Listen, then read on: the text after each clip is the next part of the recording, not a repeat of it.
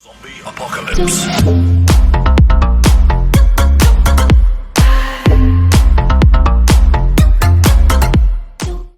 What is up, guys? Space Unicorn here, bringing you some hot frag action. So today we are going to go over each individual class of cards. You have your wild cards, your centers, your defense, your attackers, and your camp cards, and we're going to go over how they respond to tower commands and their movement patterns very briefly to show you guys how to best use these characters and how to react to them whenever they are on your opponent's team. So let's get into it, and I hope you guys enjoy. Defensive class cards. Alrighty guys, so defensive cards are very simple. They are basically based on defense. So what you're going to see is if you don't order attack command, they kind of float around and they actually move in a pretty set pattern. They rotate all the way around the perimeter of the towers. This is so they can cover the most effective area. It also makes it extremely easy to kite the cards. Now if you order a defensive command, they often position in front of the tower, with occasionally you'll get one inside, not super common. It is very simple to kite these cards because they're very basic movement pattern. Up the ladder, out the window, back in, up the ladder, out, back in.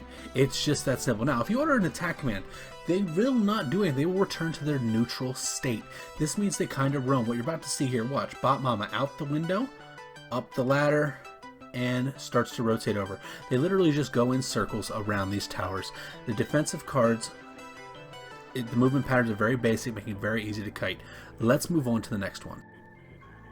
Attack cards. So guys, attack cards are very simple as well. They are slightly more complicated than defensive cards.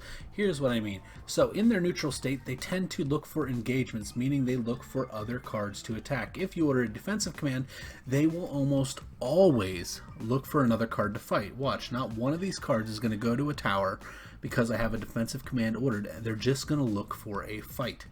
As you can see, they're just chasing them around. Even though those towers are completely exposed, they are not going after them. They're going after the fight. Now, if I order an attack command, as you can see, they make a beeline for the tower and oftentimes will die due to another card coming in and they being blind to it because of the attack command. The attack card's biggest weakness is defensive commands. It's just that simple. You don't want to order defensive commands with a lot of attack cards in your lineup. It will cause them to look for engagements and put you in a bad position. Now, this can be used to get behind a team, which can be effective, but the attack command is your best bet. As you can see, they beeline for these items to get on the towers and attack them. Frisbee, Crystal, prime example. Pattern is pretty basic. Let's move on to the next one. Camp cards. Alrighty guys. So camp cards are a very interesting class. This is a class people typically get confused with. I have Shinobi in here for a very specific reason. He is weird. So camp cards, while they tend to roam, they usually roam up top on the bases in the bridges map, which we're in right now.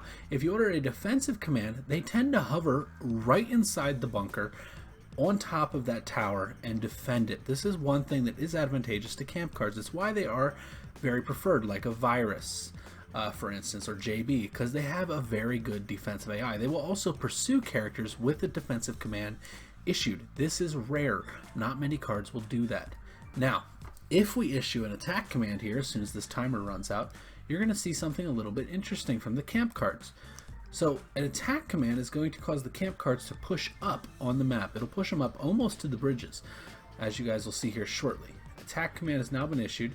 They're going to rotate up, and see how they all push forward there? You see how Virus rotated forward, JB rotates forward. They're all pushing forward. This is something that they do. They're now looking for people actively.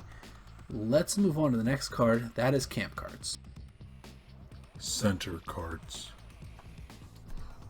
Alrighty, so center cards are actually pretty unique in the sense that if you were to look at the map and you put an X and a Y axis, so right through the middle of both, they tend to linger near that. So you'll notice whenever they're on defense of a tower, they tend to stay near the middle line. This is just their habit. They are very good defenders and also very good attackers in the right position. So as you can see right now, they're kind of floating around, but they are kind of lingering more towards the middle wall than the defensive cards or the camp cards. So now, if we issue an attack command, which I'll do shortly here, one second. Sorry, I have the hiccups. So here we go, and attack command.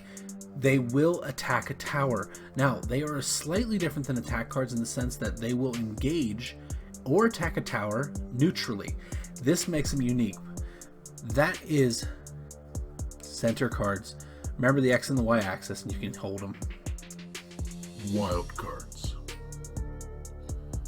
Alrighty guys, so wildcards, these are very unique. They are the hardest class to figure out.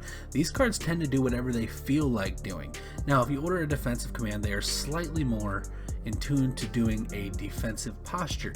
Now, the same goes though if you, as you can see right there, they're starting to break the formation and chase the kills. That's what wildcards do. Now, if you order an attack command, they will tend to go more for the attack. 1 second here, and we will order you a command for an attack. I just kind of want to show you their basic movement here. 2 go to engage, 2 are doing whatever they want, another one was up on the middle bridge. That's pretty typical. Now, if we order an attack command, they will beeline for this attack command, and once attacking, if they get hit, will engage the target who hit them. This is what wildcards do. They don't really have a set pattern. They're meant to be random, and they're meant to do whatever they want, but they are slightly more likely to do something that you want them to do if you order a command. Does not mean it's a guarantee, but it's important to remember your commands help them in direction. This can be used to divert and to set yourself up for a very successful push. Anyways guys, this has been What Do My Cards Do and Why Are They Doing It? And I hope you enjoyed, and I will see you legends in the next one. Have a fantastic day everybody, and I hope to see you soon.